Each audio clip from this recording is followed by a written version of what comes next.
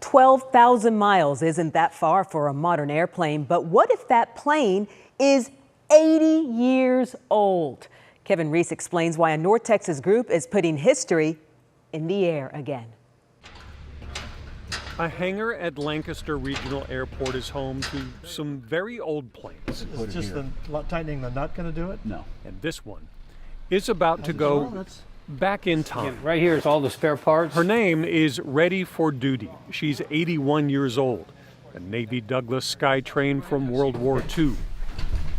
Restored by the DFW wing of the Commemorative Air Force. And Stephen Rose can't wait to fly her again. If you find the right switches, you can fly this airplane, because they all fly the same. However, this will be far from the same.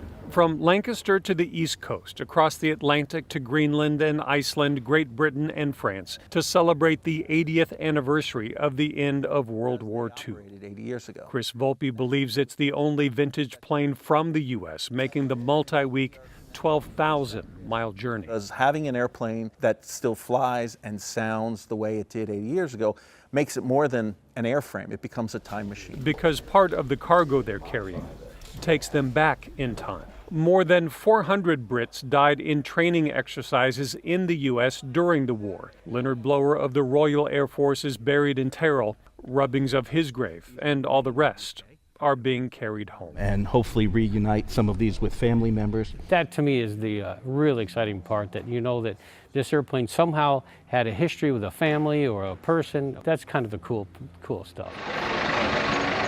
And as the plane rolled out on Thursday morning, Stephen Rose bringing the engines to life. We were told this time machine has another purpose, reminding us of a generation that endured and survived some of the world's darkest days. You realize that the scope, the nature of the problems we face, maybe we should be more optimistic than we are about some of those. American optimism and nostalgia being carried to Europe again. In Lancaster, I'm Kevin Reese.